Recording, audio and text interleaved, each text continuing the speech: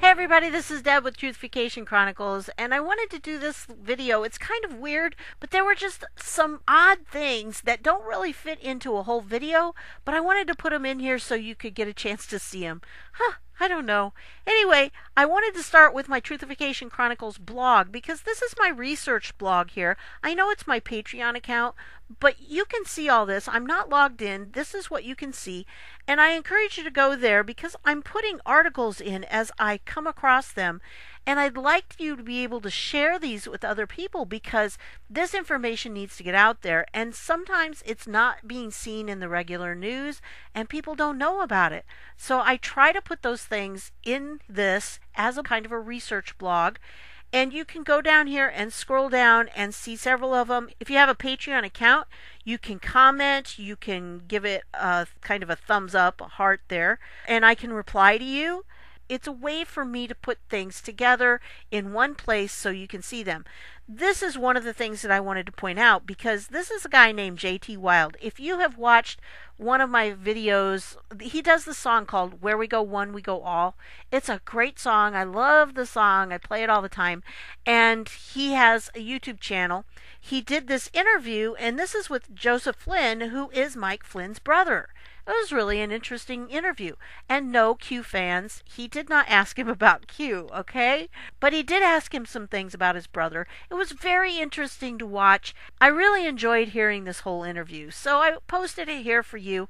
And this is the kind of things that I come across and I post on there.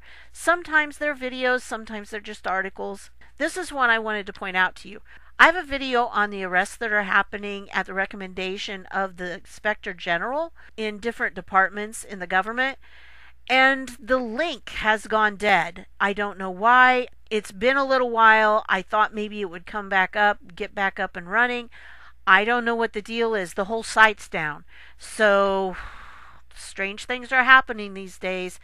I don't know, but you can go here to the Inspectors General directory and you can find all the different inspectors general that there are and what they govern, and then there's a link to their site. So you can go there. Each site does have a report, so you can go through and you can check out their reports for yourself. Now, have they had a lot of increase? Yeah, there have been some in some areas, in other areas not so much, but I think the amount of money they're recovering or they're reducing the amount of fraud or the amount of wasteful expenditure has really gone up. In one place I saw that it went up like double as much as it had been the year before. So that's something you can keep in mind if you want to go there and you want to do a little bit of research. You just have to click on those and then you can find on there somewhere where their reports are. Sorry that I don't have it all together like that lady did, but yeah, I really was surprised that that site went down.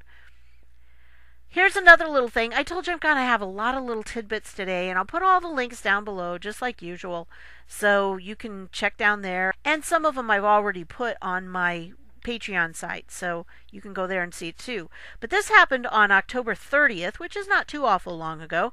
But this guy, he got busted. Yeah.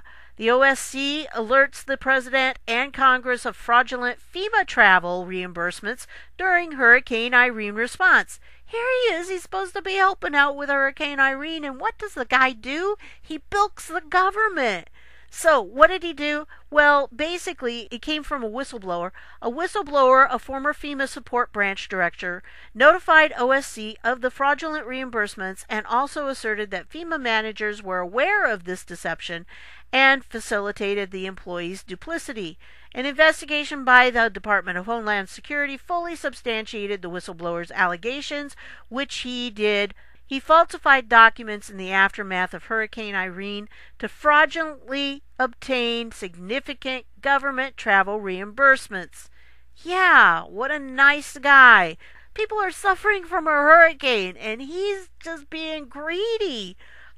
How greedy was he? Well, let's scroll down here. To the tune of $31,500 in reimbursed expenses. Yeah, well, you know what? This guy is out, and probably two others that knew about it are out as well. So this is the Office of Special Counsel that came up with this. That's what OSC stands for, by the way. So yeah, this was a little one that was interesting. Ha! Good for them. That's $31,000 that guy's not going to get. Another thing that you might find interesting, and I told you this in one of my previous videos, is that the Judicial Watch had a court date on the 14th for Hillary Clinton. Guess what? The judge ruled that she does have to answer additional email questions under oath. Woohoo! Now, not all of them. I mean, there were some that I think she got off a couple of them, but she does have to answer, so they did rule in that. However, the judge ruled against releasing the depositions of Huma Abedin and Cheryl Mills. Bummer. I really wanted to see those. I thought maybe those would be interesting to watch, and I'd love to know what they said. But no, that was a negatory on that one. But we did at least get this one. We'll see what happens. If she doesn't answer them now, then she's violating what the judge ordered her to do. So I would think that would be a contempt charge. So we'll see what happens. It'll be interesting. I'm not guaranteeing anything on that one, but at least that was encouraging to see that. And because this Judge Sullivan, I'm not so sure he's a good guy. So it was a little surprising. And she must address 2 questions that she refused to answer under oath. I don't know how many exactly she's going to have to answer, but it should be interesting. And these were 2 of the questions that she has to answer. Describe the creation of the Clinton email.com system, including who decided to create the system, the date it was decided to create the system, why it was created, who set it up, and when it became operational.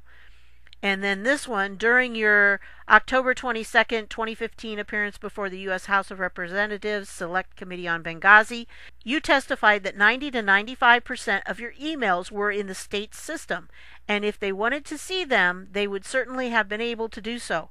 Identify the basis for the statement, including all facts on which you relied in support of the statement, how and when you became aware of these facts, and if you were made aware of these facts by or through another person, identify the person who made you aware of these facts. Ha. Those 2 will be very interesting to see what she has to say. So she does have to answer those, and I don't know what else. But yeah, see, the court refused Judicial Watch's and media's request to unseal the deposition videos of Huma Abedin, Cheryl Mills, and other Clinton State Department officials. Can't win them all, I guess. But it is still good news, and she does have to answer these 2 questions, which are pretty foundational questions. So I'll be interested to see what she comes up with on those. And that was some good news. And then, of course, this is not going away, because Lindsey Graham has said he's totally ready to seek answers on Clinton emails inquiry as Judiciary Chairman. You know Chuck Grassley is retiring, which is really sad for us because he has done so much. But Lindsey Graham is stepping up and taking it on. Now, I really honestly never thought I'd be a Lindsey Graham fan, but since John McCain's been gone, Lindsey Graham has turned into a new person. I really think he's made some kind of deal, and he is going to be working for Trump here. So go for it. He seems like he's really on fire, and let's get some of those tribunals going. If he can get Clinton, that would be great. And all they have to do is start prying that open. Once they do, it's going to be a whole new can of worms. The next thing that I wanted to show you is this, and this is from George Papadopoulos. If you watch my video on George Papadopoulos, he is in the process of exposing some major things because he found out that he was set up. And in the process he did this. This is just a motion to withdraw his counsel. So he is changing lawyers because I don't think that lawyer was really working for him. This one, I think, is really going to do things that are in his best interest. And his lawyer has led him to believe that by the time he gets done, he'll be exonerated. So that could be very interesting. We'll find out what happens there. If you haven't heard about George Papadopoulos, please go watch that video because I went through some of his tweets and he pretty much lays out exactly what happened to him. Also, there's a Dan Bongino interview that he did, and it's very good as well. The next thing I want to show you is something that one of my patrons gave me. Thank you so much, Rex. I really appreciate you sending this my way because, wow, you guys need to see this video. It's called Confessions of a KGB Agent, and there is a fuller version, a long version, but this is a shorter version done by Blackpilled. Anyway, this guy lays out the strategy for taking over a country without using weapons. And you need to watch this because this guy is telling you exactly what's been happening in our country for the last 20, 30, 40 years. They've been trying to take us down, and they have done it on a long-term basis by tearing down our society. Really, you need to watch this. Yeah, it's only 13 minutes long. It's well worth watching, okay? I'll make sure the link is down below. I told you I have several of them. And then another of my commenters gave me this link, so I went to this page. Now this is a video by Lisa Haven, but as you notice, this is how it comes up. You notice over here, this is weird. And the only other time I've seen that is when Q posted a video of Lindsey Graham asking Brett Kavanaugh about the military courts and if citizens could be tried for treason in military courts. See, last time I saw that, because that's how the video came up, it's like it doesn't fully load or something. And so I saw this. The following content has been identified by the YouTube community as inappropriate or offensive to some audiences. I understand and wish to proceed, so I tried clicking on it. You click on it, nothing happens. Nothing happens. Now, I've watched some of Lisa Haven's videos. I don't totally agree with her, and she's not a Q follower, so she doesn't really understand the plan. So I think this video has to do, she says, martial law dead ahead. Yes, there might be martial law, but it is by the good guys, and they're not rounding all conservatives up for FEMA camps. I'm pretty sure that was the plan with the deep state if Hillary would have gotten in, but it's not now. So I don't know what this video was about. It does have a link down here where you can go through and you can click on it, but the link has a little bit of text about it, and then it has a video, but when you click on it, this video can't be played here, but you can still watch it on YouTube. Well, then when you click on it, it takes you right back to this, which is the same situation where you can't click on it. So there's no way to watch this video. It's bizarre. It's just really bizarre. So yes, there is censoring going on. And I have to tell you folks, please check. If you're subscribed to me, check to make sure that you're still subscribed.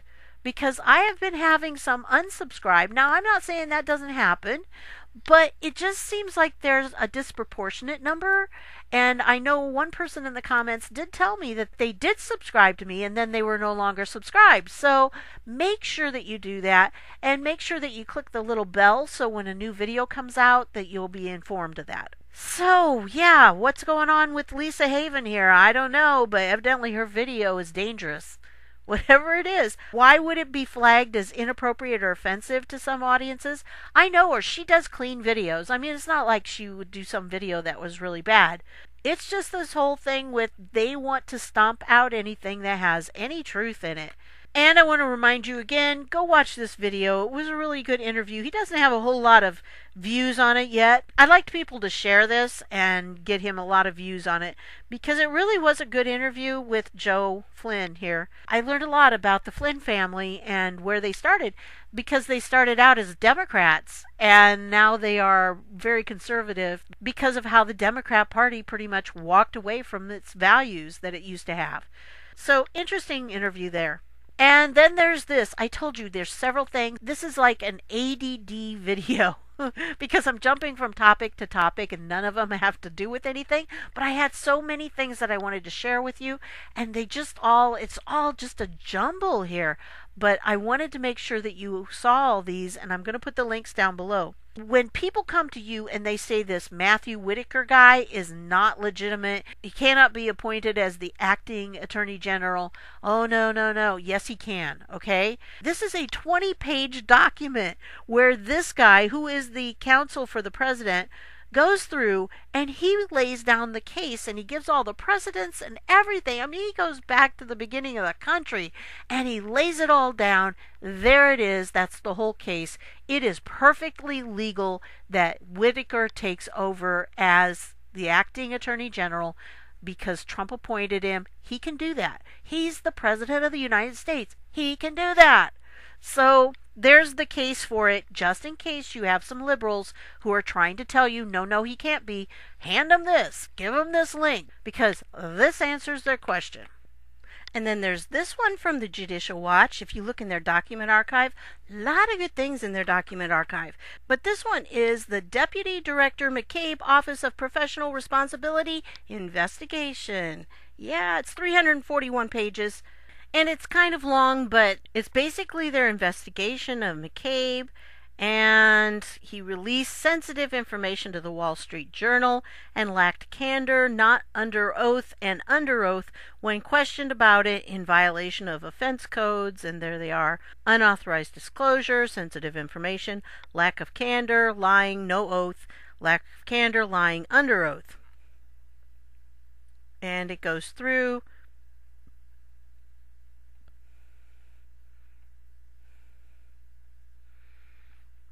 As discussed, please open a new 263 number based on the OIG's report dated February 2018, which is the one that came out in June, basically, titled A Report of Investigation of Certain Allegations Relating to Former FBI Deputy Director Andrew McCabe.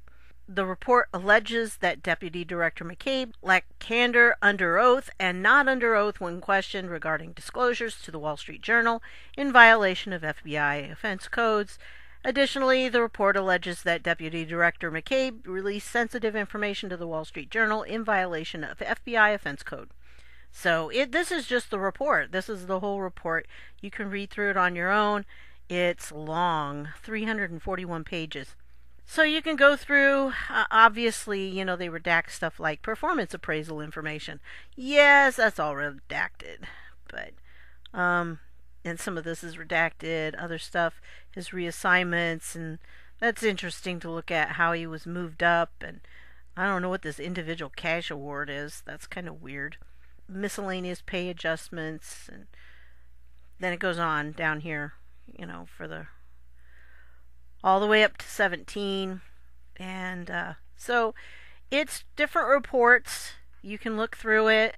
I'm not sure what all there is in here to see, but I haven't read it all because it's a lot of pages. But most of it is a matter of their hearings that they had with the different committees. And it's just, this has been going on. This was July 7th, 2016. I mean, they were going through this. So a lot of this has to do with back then. And remember, here was the Committee on Oversight and Government Reform. That was when Jason Chaffetz was in charge of it. And it gives the whole testimony. I mean, it has everything right here. It's got all the statements and all that kind of stuff that's in there. It goes down, and it's got several different documents, several different hearings, the testimonies, and everything else. So I'll leave that for you to be able to look through at your leisure. I don't know. Maybe there's something in there, but it's mostly the transcripts from the hearings that I watched, and so I already kind of know the information that was in there.